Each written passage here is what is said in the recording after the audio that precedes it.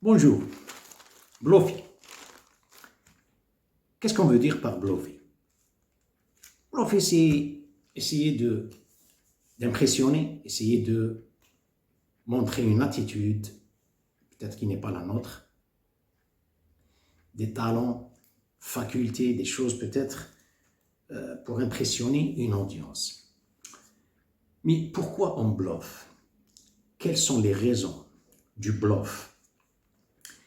Bluff, ça indique que la personne avait un passé plein de vide, peut-être négligence, irresponsabilité, et elle veut récupérer tout ça dans le moment, essayer de faire quelque chose de flamboyance pour impressionner.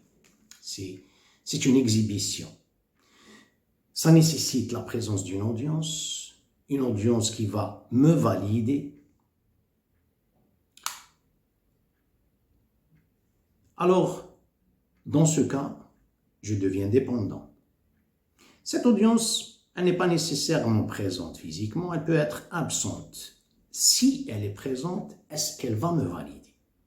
J'ai toujours cette idée que si elle est présente, s'il me voit, est-ce que je peux gagner ce statut? Ça, c'est une faiblesse de tout le monde. Simplement, les gens on est juste de catégories qui diffèrent, le degré qui diffère. Maintenant, qu'est-ce qu'il y a? Est-ce qu'on se développe? On dirait qu'il y a une genre de tangente, un genre de un intervalle. Le bluffeur, je veux dire, il est là, intervalle, ensuite il y a un vide, ensuite il y a un autre poteau, voilà ce qui se passe. Il y a un vide entre les intervalles, il y a un vide dans les segments de temps, il y a un vide, la personne, on dirait qu'elle elle est inconsciente. Ensuite, elle se rend compte qu'il y a un vide, elle veut récupérer ce qu'il y avait pendant le parcours entre les deux intervalles, essayer de le récupérer, essayer de donner une image flagrante, extravagante pour impressionner cette audience. Voilà ce qui se passe. Ici, la personne n'est pas en contact avec soi, avec le moi. Elle est en contact avec l'audience spectatrice qu'elle génère consciemment, intensément. Voilà ce qui se passe. Il y a un vide. Regardez, il y a des peuples, je parle des pays arabes musulmans, il y a des peuples, il y a des nations qui ont vécu. Ils ont toute une, je ne sais pas, ils vivent avec ça. Ils vivent avec ce genre d'attitude. Maintenant, la personne, elle est, comme je viens de dire, elle est en contact avec l'audience, mais elle est en même temps en contact avec, on dirait, il y a des compétiteurs. C'est des compétiteurs, ils peuvent être des adversaires aussi, au niveau de mon subconscient. Si je peux les dévaluer, si je peux vaincre un argument, si je peux vaincre un débat, je suis heureux. Il doit y avoir la présence du deuxième, d'autrui, pour que je me valide. Il y a toute une dépendance. Regardez. Le jour de l'exhibition, il y a toujours, j'ai toujours le majuscule. Le ne peut pas être un. Un article défini, majuscule. Je m'excuse. Article défini, majuscule. Je suis le, c'est toujours défini et majuscule. Un, ça n'existe pas. Un article indéfini. Je suis un employé. Je suis un infirmier. Je suis un. Ça n'existe pas. Il n'y a que le et là. Article défini. Comme je viens de dire, entre les intervalles, il y a un vide. Maintenant, quand est-ce qu'on bluffe? On dirait qu'il y a un duel. On dirait qu'il y a un duel là où je dois me prouver. On dirait qu'il y a une arène gladiatoriale. Le monde est devenu comme ça, avant dans les anciens temps. L'arène gladiatoriale, c'était le sincère. Il y a quelqu'un qui représente une tribu, il y a l'autre qui représente une tribu. La réputation, pendant ce temps, c'était la force physique. Il vient se prouver qu'il la représente. Aujourd'hui, chaque arène, chaque endroit, c'est devenu des arènes gladiatoriales. Et encore, il y a aussi les guerres civilisées. Les guerres des Jeux olympiques. Les guerres des matchs de football. C'est des guerres, simplement, elles sont civilisées. Et voilà l'équipe et la médaille d'or, quand ils reviennent, les soldats civilisés, quand ils reviennent, ils reçoivent un accueil chaleureux. Voilà ce qui se passe dans le monde d'aujourd'hui. Cette reine gladiatoriale, on dirait, elle existe partout. Alors la personne doit être, pour faire cette exhibition, ça veut dire se prouver, pour qu'elle gagne un statut. Devant, là où il y a les gens, on est dans un ensemble de personnes, un groupe, on est là, par exemple, on a toujours cette tendance d'essayer de laisser, on dirait qu'il y a les cartouches pour essayer de les montrer. On a toujours cette tendance, hein, comme je viens de dire, tout le monde est atteint par ce genre de, je ne sais pas ce que j'appelle ça, un phénomène social, ou bien l'anomie d'une société. Voilà, il y a toujours cette. Qu'est-ce qui se passe ici? Il y a une énergie. Ça, je parle. Si la personne vraiment possède ce qu'elle va externaliser, si elle ne le possède pas, alors là, c'est un désastre. Avant de parler de ça, simuler. Simuler, c'est prétendre, je prétends d'être quelqu'un de positif alors que je ne le suis pas. Prétendre d'avoir des choses positives, je possède des choses positives alors que je ne les ai pas. Dissimuler, c'est le contraire. Je prétends de ne pas être le monsieur négatif alors que je le suis. Je prétends ne pas avoir des choses négatives alors que je les ai. Des points faibles, vous avez une absence avec une absence avec une fausse présence. Vous avez une présence avec une fausse absence. Maintenant, je parle de ça. Maintenant, si toutefois la personne, elle possède quelque chose, c'est vrai, elle est comme ça. Elle a, par exemple, ses facultés, ses talents, il est préférable, un petit conseil sur la table, d'abord pas dans votre tête, je le mets sur la table. Il y a toujours cette tendance d'explos. Explos, externalisé.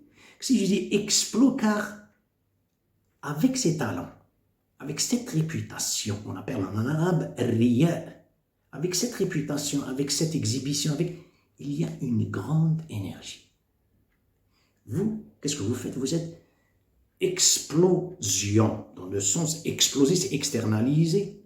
Ensuite, elle s'éparpille. Ça y est, vous vous êtes déprivé. Vous gagnez un argument, vous gagnez un statut, vous gagnez, par exemple, un débat, vous gagnez un plaisir temporaire. Il n'y a que le désistement. Ensuite, vous revenez à votre soi, à votre moi, vous allez le trouver tout le temps en train de chercher. Il n'y a pas.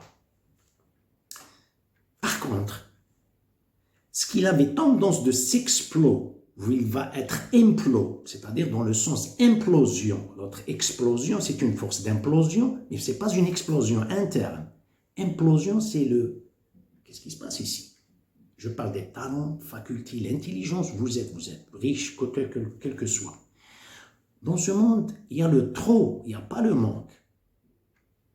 Mais il y a le trop qui s'éparpille, qui se désintègre par lui-même. Voilà ce qui se passe. Comme je viens de dire, vous avez ça. Dans le sens, vous avez qu'est-ce qu'il y a dans ces facultés d'essai? Il y a ce qu'on appelle en physique une énergie métastable. Une énergie métastable, elle a une tendance, méta, de changer vers un progrès, vers une amélioration. Elle se développe. Elle ne se développe pas par elle-même, c'est vous. Et on va parler de ça. C'est une énergie métastable. Et c'est une énergie, vous dites métastable, c'est-à-dire qu'elle a une tendance de se développer. Quand vous dites une entropie en physique, chimie, physique, vous dites entropie, c'est une énergie existante, elle n'est pas utilisée, elle est juste là. C'est ce qui se passe chez l'être humain. Vous avez le potentiel, mais quand est-ce que vous allez bénéficier? Vous aviez auparavant cette tendance de exploser avec une exhibition. Vous l'avez, cette force, elle est très, très, très, je ne sais pas, pénible, parce que c'est l'ego. Flamboyance. Vous faites un effort pour compresser. Vous faites un effort pour abaisser. Voilà ce qui se passe. Elle devient une énergie implosive. Qu'est-ce qu'elle fait? Si je ne dis pas vous cachez, je ne dis pas c'est pas dans le mauvais sens, c'est que on dit d'être humble. Maintenant, les gens sont différents. Quelqu'un le fait, il n'a aucune intention. L'autre, il le fait au nom de Dieu. Alors, vous avez une pomme qui avait une tendance d'être dehors comme une pomme, ensuite, ça y est, elle s'efface. Cette pomme, vous l'avez laissée dedans, regardez. Elle ne devient pas, elle ne reste pas une pomme. Si elle est, au nom de Dieu, vous abaissez, vous restez ne pas bluffer. Je parle si vous possédez quelque chose de vrai, pas le cas de simuler.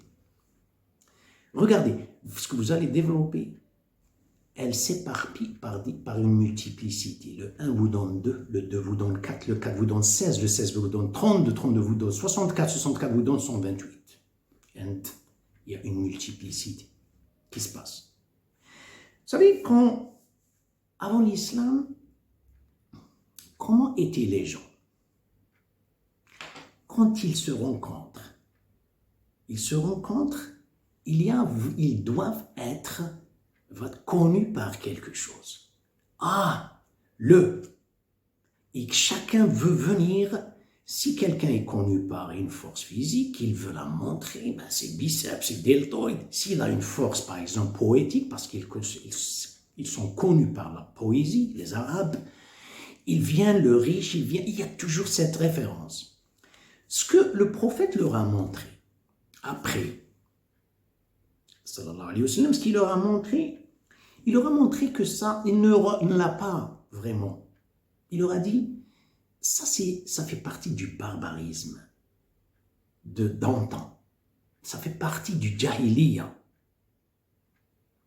Vous venez, ces talents, cette,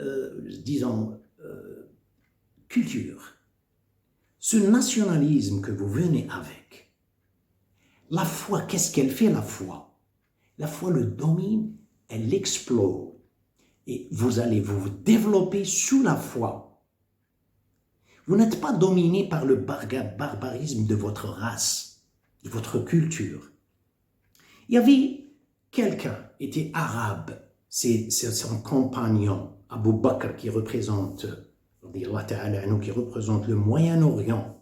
Regardez, le Moyen-Orient, peut-être, il avait peut-être une sorte de supériorité avec sa race. Mais ça y est, ils se fondés dans l'île. Ça y est, il y a la foi qui domine. Ce qu'ils avaient comme, c'est-à-dire talent, faculté, race, la personne veut cette exhibition avec, mais ça sert à rien, ça fait partie du barbarisme de l'ancien temps. Ce qui se passe aujourd'hui, c'est la même chose. C'est civilisé, barbarisme civilisé. C'est deux contradictions, mais ça se merge, ça se fait fusionner, malheureusement. Vous avez quelqu'un qui représente Rome, Suhaib al-Rumi, qui représente Rome, qui est venu, c'est-à-dire la race disparaîtra. La race, le continent, disparaîtra dans la foi. Regardez, vous parlez d'une voilà, d'un gouvernement.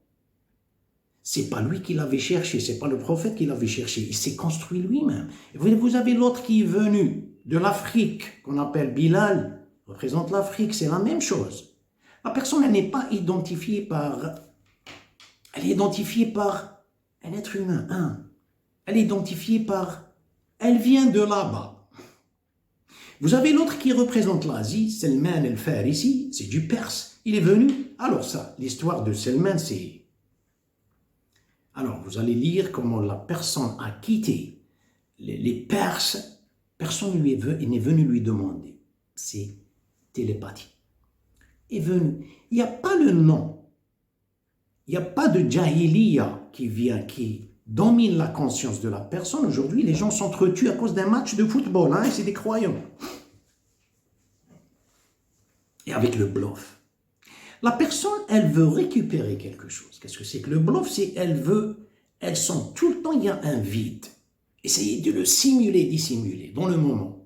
Mais entre les intervalles, s'il y a un vide, ensuite essayez de prouver. C'est pour cette raison que, par exemple, chez les Arabes, quand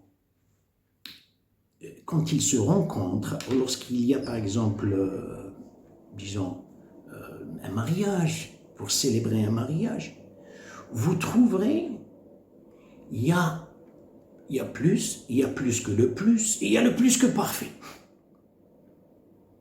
On dirait que c'est un défi. Il y a quelque chose de rien du tout, circoncision, je ne sais pas comment le nom, il y a quelque chose de très, il y a le très, d'ailleurs, c'est l'une des signes de la fin du temps. C'est le défi. Les gens ne connaissent pas ce qu'ils ont besoin. Non, il y a la réputation, je dois défier avec. Le prophète est mentionné dans un hadith qui est long. L'ange Gabriel est venu lui parla de trois questions. Qu'est-ce que c'est que l'islam? Qu'est-ce que c'est que l'iman, la foi? Et qu'est-ce que c'est que l'ihsan? À la fin, il dit quand est-ce qu'il y a la fin du monde? Il y a des signes de la fin du monde. Qu'est-ce qu'il a dit? Il a dit, la première des choses, il dit, c'est pas le temps de parler de ça.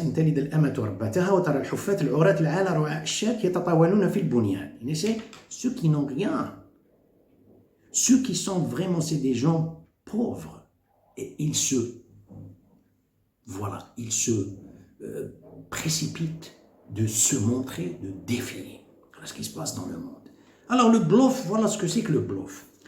Il y a des pays arabes, des pays musulmans, c'est pour cette raison qu'ils sont restés comme ça. Il n'y a que des réunions.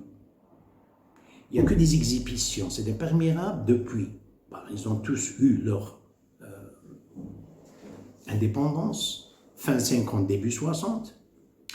Ils vivent avec, c'est le premier arabe qui a fait ça, c'est le premier arabe, en Afrique, il n'y a que ça.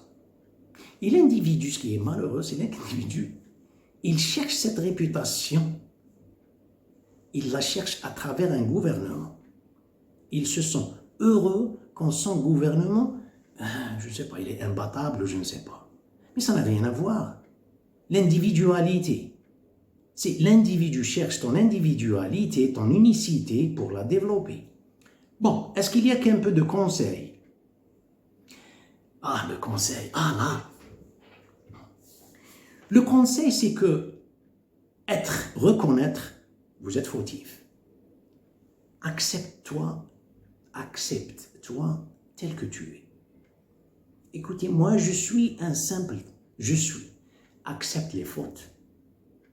Si vous vous sentez un peu mal à l'aise avec un groupe plus, c'est pas mon coin. C'est pas mon coin. Si tu as un caractère fort et tu es avec eux, ils vous disent, parce que les gens aujourd'hui, quand ils se rencontrent, surtout lorsqu'il y a un groupe, par exemple, ils se rencontrent, le monde de l'Ouest est comme ça, les États-Unis.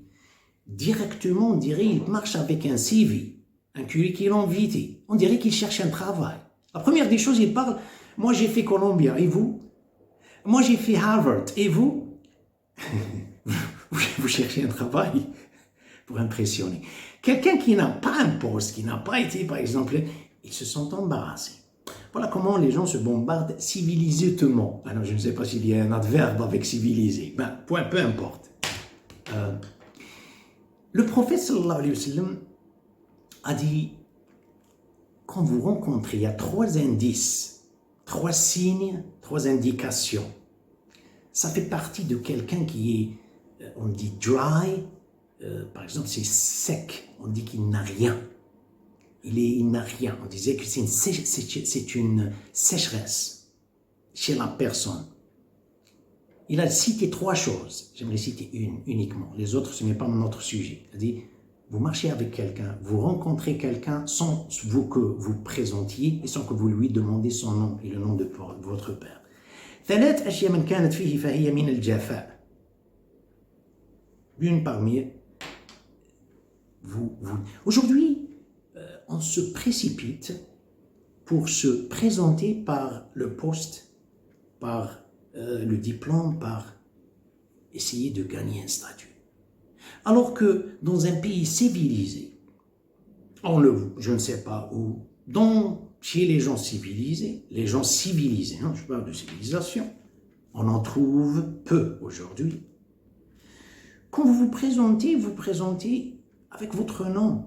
Je m'appelle tel. Oh, merci.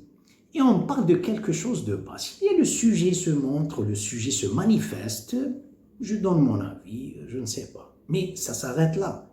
Le poste et ça et tout ça, comme je viens de dire, avec un CV, vous allez mettre une autre personne dans l'embarras. Alors qu'un croyant sincère, quelqu'un civilisé, ça n'a pas besoin d'être, je ne sais pas, avec une telle religion. Il doit mettre les gens à l'aise. Vous n'êtes pas ici dans une arène gladiatoriale. Écoutez, c'est toujours un plaisir. Que Dieu vous protège et à la prochaine.